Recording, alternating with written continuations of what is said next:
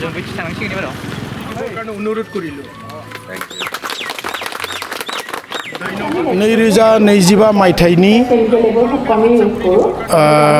आबादारि मेला खुंनाय जादों किसान मेला होनो दा बे आबादारि मेला खुंनाया जादों आसाम सरकारनि अर्थात जोंनि डाइरेक्टरनिफ्राय आत्मा अर्थात समिति डिपार्टमेन्टनिफ्राय जोङो एसे रां अनसुंथाइ मोनदों दा बे रांजोंनो जोङो किसान मेला खुंदों अर्थात आबादारि मेला खुंदों दा बे आबादारि मेला खुंनानै लोब लोब फैदों आबादारिफ्रा आरो जोंनि जिल्लानि जि आबादजों लोब्बा थानाय गोबां आबादारिफ्रा बेवहाय नुजाफैनायनि थाखाय आरो जोंनि इएम बिटिआरनि इएम मानगोनां डक्टर नीलेश्वर गियारियाबो नुजाफैदों गाहाय आलासि हिसाबै बिथाङा गावनिफ्राय बेसेन गोसा बिबुंथि लाखिनानै थांबाय आरो लोगोसे नै दा दावबायसा इएम बिटिआरनि मानगोनां दावबायसा बिथाङाबो फैगासिनो दङ आरो गोबां साइन्टिस्टफोर दङ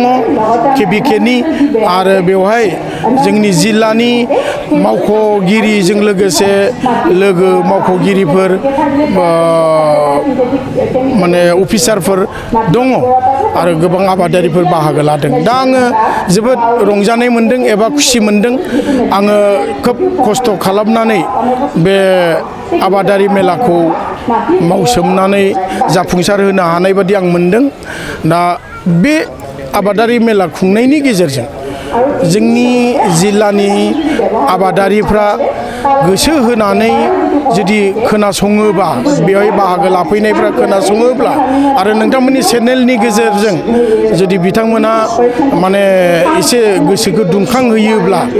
आबादारिनि जिबा मेल खुंनाय मानाय आं सान्दों बिथांमोना जोबोद फिथाइ थायगोन बिथांमोना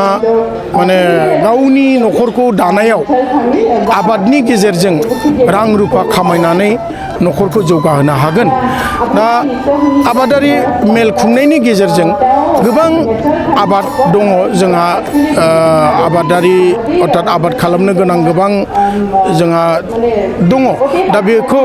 मोनफा मोनफा बुजायनाय जायो जेरै माने माइनि सायाव बा हर्टिकालचार ड्रेगन बा स्ट्रबेरि गोबां दं हर्टिकालचारनि सायावबो आरो बिथिंजाय जुखाम नों माइ नों मिलेट्स माबा माबि बेफोरनि सायावबो गोबां बेवहाय आबादारिनि मेलनि गेजेरजों जोंहा मावख'गिरिफ्रा अफिसारफ्रा आरो केबिकेनि साइन्टिस्टफ्रा बिबुंथि लाखिगोन गाव गावनि आरो गोबां जेरै दा फुख्रिनि गेजेरजों बैग्यानिक पद्धतिनि गेजेरजों ना फिनाय बैग्यानिक पद्धतिनि गेजेरजों अमा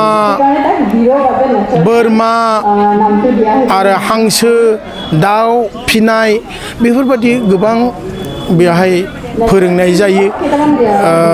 बुजायनाय जायो फार्मारफोरखौ अर्थात आबादारिफोरखौ दा बेफोरखौ गोसो होनानै सोलोंबा नैबे साननैनि जिबा आबादारि मेल खुंनाय हाबाफारि दिनै 12 खालार दिनै बुधबार आरो गाबोन शुक्रबार बिस्तिबार 13 खालार दा बे साननैनि हाबाफारिनि गेजेरजों जोङो माखासे टपिक होखादों आयदा होखादों बे आयदाखौ लानानै आबादारिफ्रा जुदि बाहागो लाफैयोबा आरो दिनै बाहागो लाफैनाय आबादारिफ्रा गोसो होना खोनासङोब्ला गोबां फिथाइ थायगोन होननानै आं सानो आरो बिथांमोना आबादनि बेलायाव जौगालांगोन आबाद खालामनायनि बेलायाव जौगालांगोन होननानै आं मिजिंथिदों आरो बेखिनि जों आबादनि गेजेरजों दाथ' जोंहा साख्रि बाख्रि मोनला आरो जोबोद बे गोनोखो मुगायाव अर्थात कम्पिटिसन जाबाय दा जादों बेवहाय गोरों गोरों मोजां मोजां फरायदोंब्लाबो साख्रि बाख्रि मोननाया गोब्राबसै दा जोंहाथ' आबादारिफ्रा बा जोंनि बर'फ्राथ' आं बर'फोरनिखौनो बांसिन बुंदों उदालगुरि हिसाबै उदालगुरियाव बांसिन बर'फोर दङ आरो बे बर'फ्रा बांसिनानो हा दंजायो अर्थात हा दं आरो हा दङब्ला आरो 90% 80% आबादारिब्ला उदालगुरि जिल्लानि सिङाव सुबुंफ्रा दा होमब्ला बैहाबो हा दं दा बैहाबो हाखौ जुदि मोजाङै बे सेंग्राफ्रा जायफ्रा साख्रि मोनाखै बा जायफोर गारजेनफोर दङ बिसोरो एसे हायावनो माने एकदम फिथाइ सामथाइ जेनेबा जेरै स्ट्रबेरी बा ड्रेगन वाटारमेलन बेफोर खेथिखौ खालामोब्ला माने गोबां बेनिफिट जायो न'खरखौ बे बेनिफिटनि रांजोंनो न'खरखौ खुंनो हायो न'खरखौ जौगालांहोनो हायो गथ' गथायखौ फोरोंनायाव हेफाजाब होनो हायो दा आं बेखौनो होनदों जे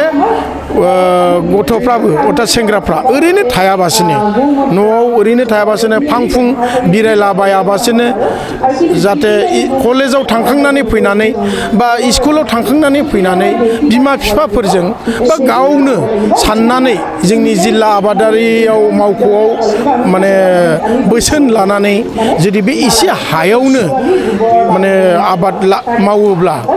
अर्थात इनकाम थाब इनकाम मोननाय बा एसे हायावनो मोनब्रै गाहाम खेथि खालामोबा बांगालफोर बादि जेरै बांगालफ्रा दखरसे हायावनो बोसोरसेयाव मोनथाम मोनब्रै आबाद मावो दा बिदिनो जोंनि बर'फ्राबो जुदि मावोब्ला थाब बेनिफिट जागोन बा साख्रिनि माने गोनांथि गैया जालायलायगोन आरो साख्रिखौ नागिरलायनाय नङा दा गोबां इन्जिनियार डक्टरफ्रानो साख्रि गारनानै आबादावसो गोसो होदों नोंथांमोना मिथिगौ आबादावसो गोसो होदों सोरबाया फार्म खालामनाय अर्थात अमा फार्म नों सोरबाया मासरुमनि खेथि खालामदों अर्थात मासरुम खालामदों सोरबाया गोबां माने इनकाम मोननाय आबादखौ सायख'नानै लानानै आबाद खालामनानै न'खर दागासिनो दङ इनकाम मोनगासिनो दङ आं बेखिनिखौ फोरमायबाय